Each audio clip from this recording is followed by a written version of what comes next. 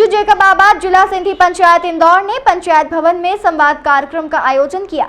इस आयोजन में पंचायत के सभी पदाधिकारियों के द्वारा समाज के बच्चों को उन्नत शिक्षा और सफलता के मुकाम पर मेहनत कर किस तरह जाया जा सकता है उसके बारे में रहस्य बताए। बता दें कि समाज की ही श्रुति नंदवानी जो कि बीकॉम सेकेंड ईयर में पढ़ रही हैं और वह कौटिल्य एकेडमी से ट्यूशन लेकर यूपीएससी की तैयारी कर रही हैं। सिंधी समाज के बच्चों को मोटिवेट करने के लिए पंचायत भवन में कार्यक्रम का आयोजन किया गया। आयोजन में बतौर मुख्य अतिथि एसीपी शिवेंदु जोशी और एसडीएम शर्मा जी मौजूद रहे। कार्यक्रम का शुभारंभ भगवान झूलेलाल जी की प्रतिमा पर माल्यार्पण और दीप प्रज्वलन कर किया गया। वहीं डॉक्टर जय कुमार परियानी ने कार्यक्रम का संचालन किया। उन्होंने बताया कि किस तरह एजुकेशन के लिए पंचायत काम कर रही है। आने वाले वर्षों में पंचायत की तरफ से और जो भी मदद होगी वह हम बढ़ाकर करेंगे। उन्होंने कहा कि बच्चों को अपने लक्ष्य पर ध्यान केंद्रित करते हुए पढ़ाई में मन लगाना चाहिए। ये चीफ गेस्ट लोग बैडमिंटन में शुरू कर रहा थे। असांजो मक़सदु ॿारनि खे तइलीम ॾेई करे अॻिते कीअं वधायूं, असांजो सिस्टम कहिड़ो हुअणु खपे ऐं जेके ॿार अफोर्ड नथा करे सघनि उन्हनि जी असीं कीअं हेल्प कयूं ऐं असांजा ॿार अॻिते कीअं वधनि, उन सिलसिले में अॼु असां इहो प्रोग्राम रखियो आहे। जैकबाबाद पंचायत जॾहिं 4 साल अॻु असां चार्ज वरितीसीं त असांजो उद्देश्य इहो हो त असांजा ॿार पढ़ाई में अॻिते कीअं वधनि। उनजे लाइ असीं अहिड़ो सिस्टम शुरू कयोसीं त जेके ॿार पैसनि न हुजण जे करे आला तइलीम हासिल करे कोन था सघनि त उनखे असीं कीअं वधायूं। शुरुआत में जैकबाबाद जिला सिंधी पंचायत के महासचिव कमल कस्तूरी ने अपने उद्बोधन में कहा कि सफलता के शिखर पर जाने के लिए बच्चों को मेहनत तो करना पड़ेगी। बिना मेहनत किए आप कोई चीज हासिल नहीं कर सकते हो। उन्होंने सभी बच्चों को कहा कि आप सभी को मोबाइल की दुनिया से बाहर आना पड़ेगा। उन्होंने कहा कि आपके माता पिता ने आपके लिए बहुत से सैक्रिफाइसेस किए हैं, इसका आपको ध्यान रखना होगा। उन्होंने कहा कि आने वाला समय डिजिटल युग है और उसी के हिसाब से आपको तैयारी करनी होगी। अब 10 बाय 10 की दुकानों से काम नहीं चलेगा। अब आप एक कंप्यूटर से पूरी दुनिया में कहीं भी दुकान खोल सकते हो और आपकी दुकान धड़ल्ले से चल सकती है यदि आपके पास अनुभव है तो। हमारे पास अभी जो है 58 आज के उस पर रजिस्ट्रेशन में हमारे अभी भी हमारे यहाँ पे लड़कों की पढ़ाई का स्टैंडर्ड कम है या लड़के पढ़ाई कम कर रहे हैं।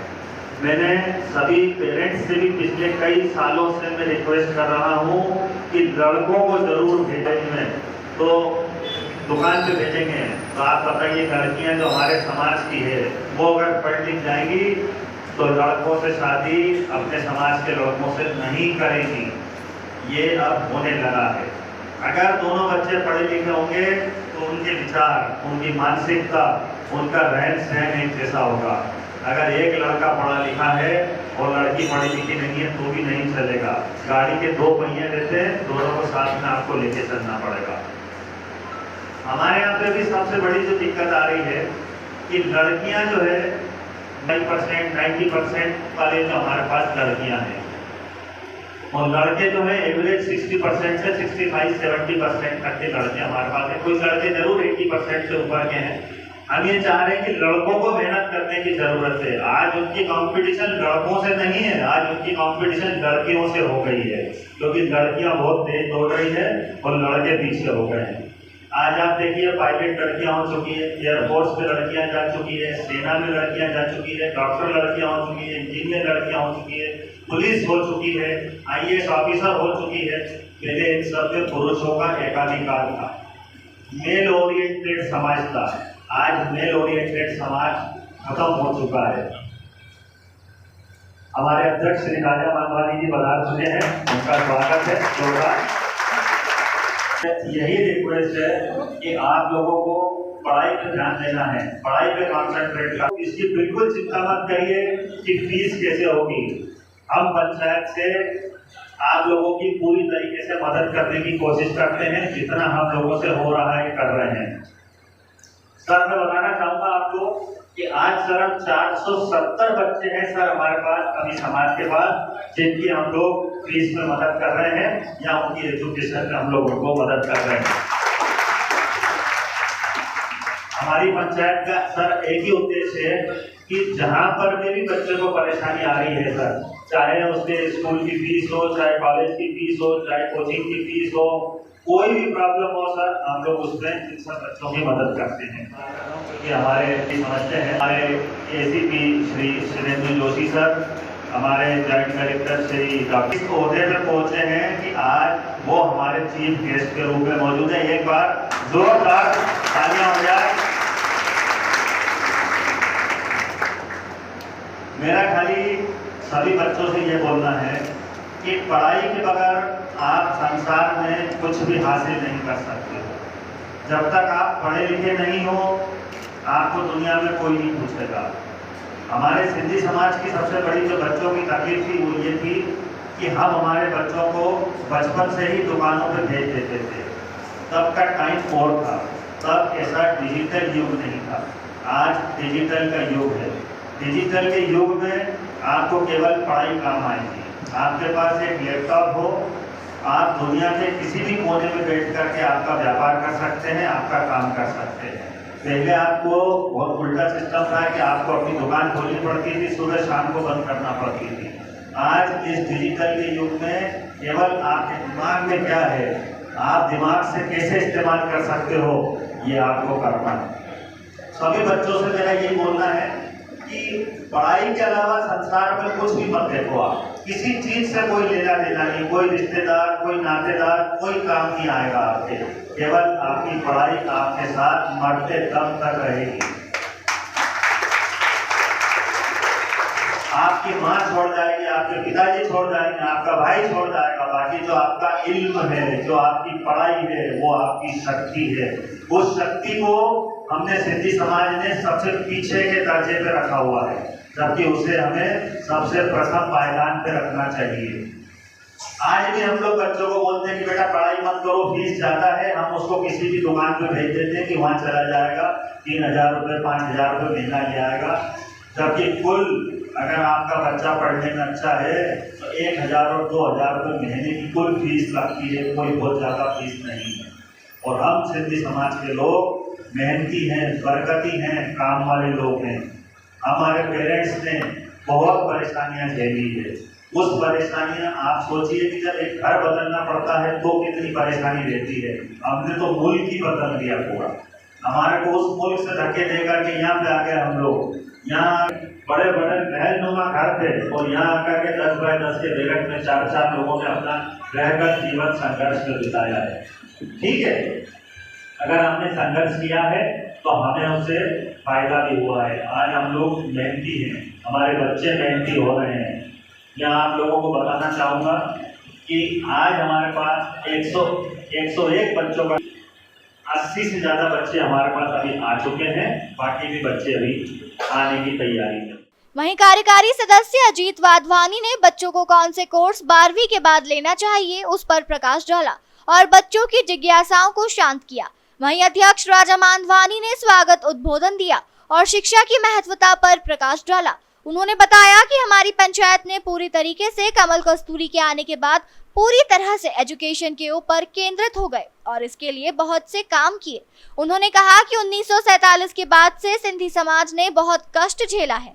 विभाजन के बाद से सबसे ज्यादा कष्ट सिंधी समाज ने ही झेला है।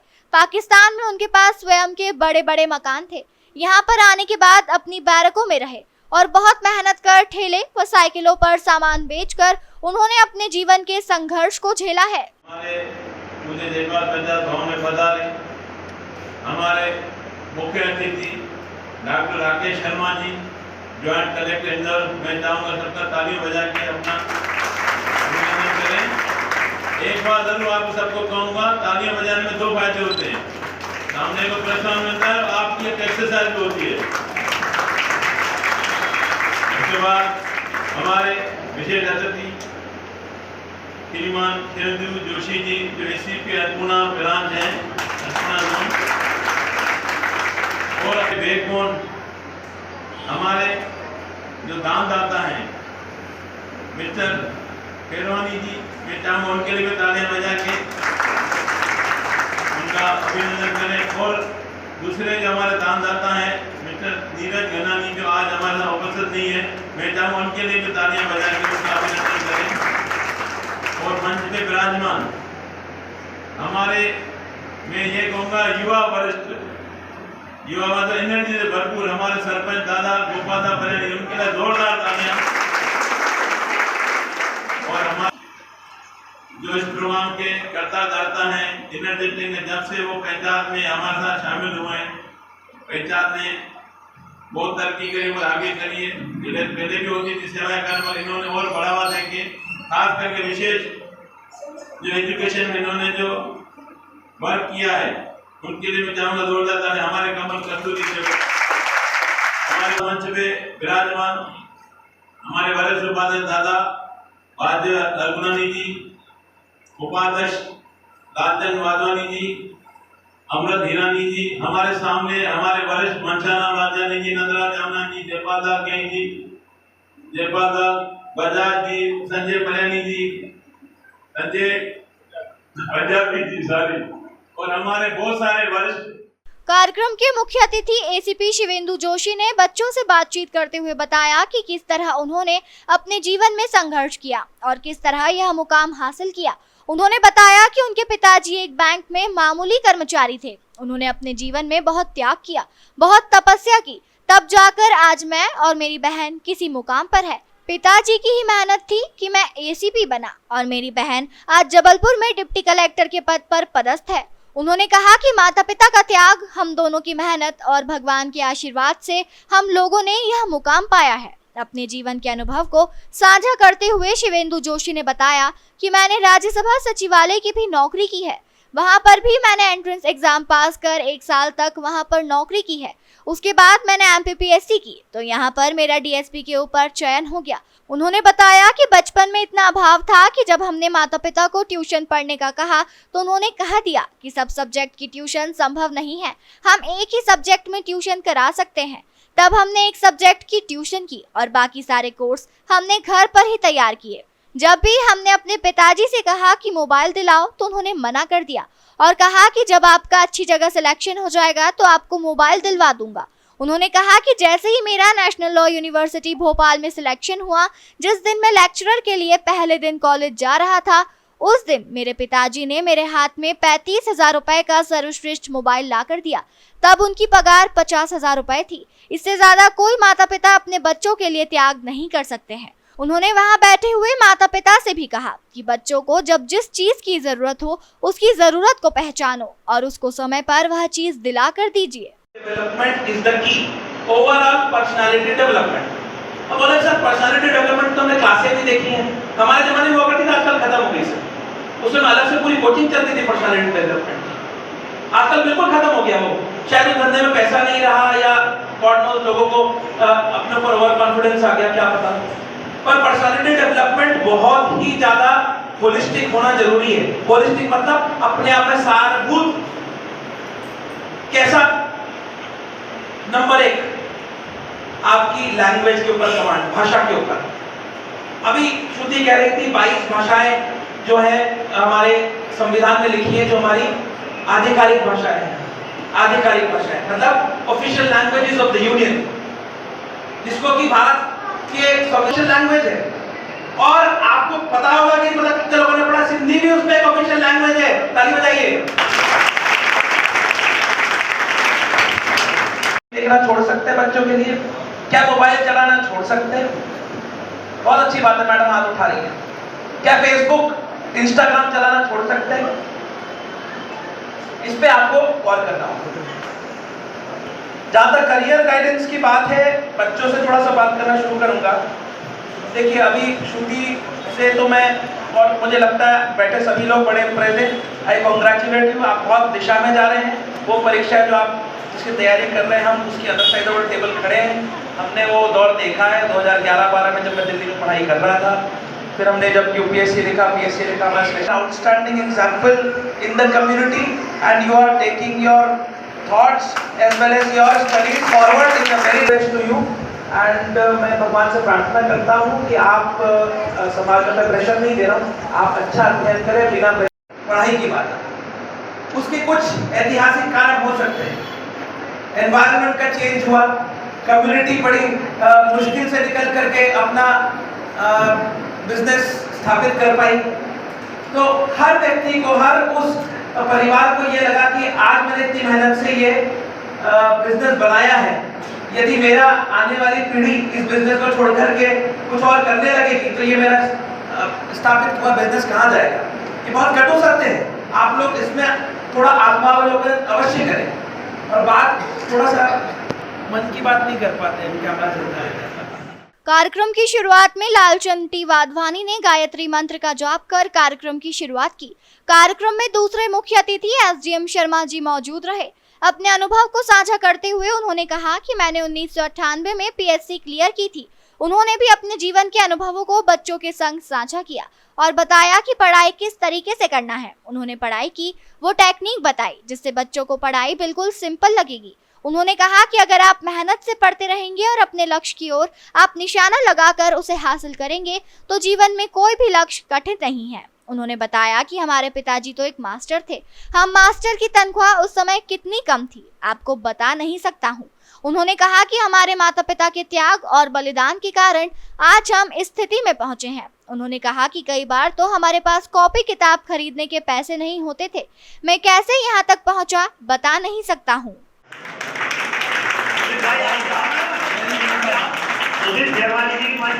अनिल भाई आपके आइए। अनिल भाई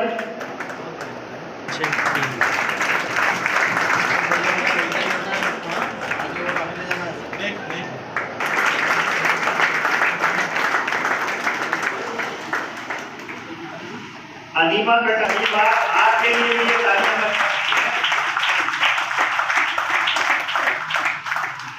समाज का गौरव है। आगे जाकर के ये बच्चे हमारे लिए UPSC, PSC, banking, chartered accountant, ये सारी सेवाओं में ये बच्चे। पंचायत में दानदाता सुदीत फिरवानी का भी अभिनंदन किया गया।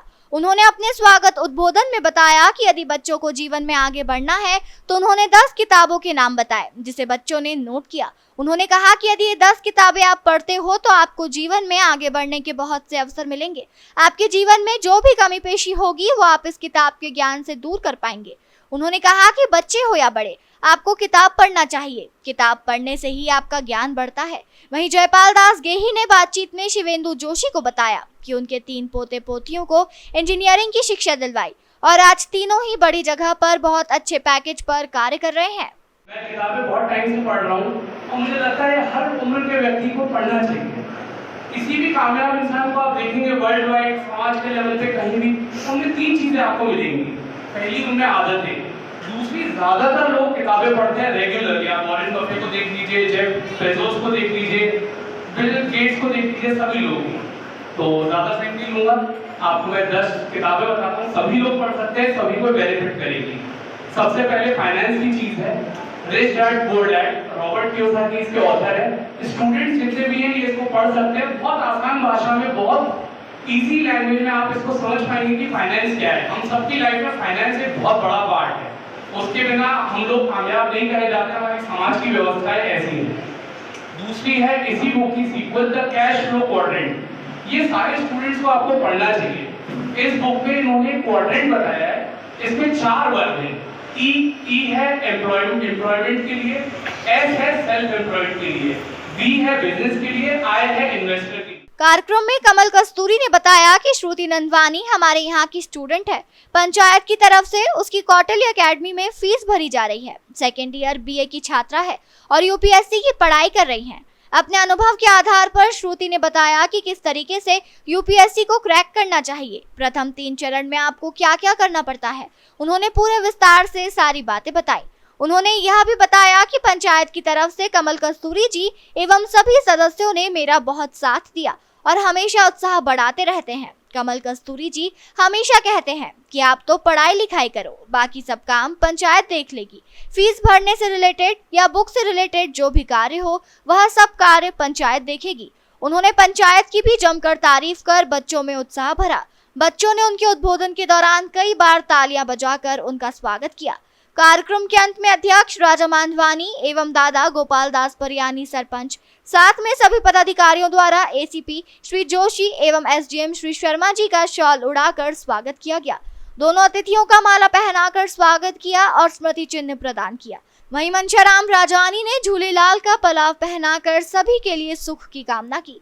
कार्यक्रम के अंत में डॉक्टर जय कुमार परियानी ने आभार मानकर सभी को धन्यवाद अदा किया। इस दौरान जिन बच्चों ने रजिस्ट्रेशन कराया था उन सभी बच्चों को आकर्षक उपहार दिए गए। साथ ही 6 बच्चे जिन्हें 90% से ऊपर अंक मिले उन्हें पंचायत द्वारा स्मृति चिन्ह प्रदान किए। उसके बाद सभी ने स्वरुचि भोज का आनंद लिया। इस दौरान पंचायत के पदाधिकारियों में श्री वासुदेव हरगुनानी, श्री अमृतलाल हिरानी, श्री लाल चंटी वाधवानी, श्री राकेश पंजवानी, श्री संजय पंजाबी, श्री जयपाल दास बजाज, श्री जयपाल दास गेही और श्री भीषम लाल केसवानी उपस्थित रहे।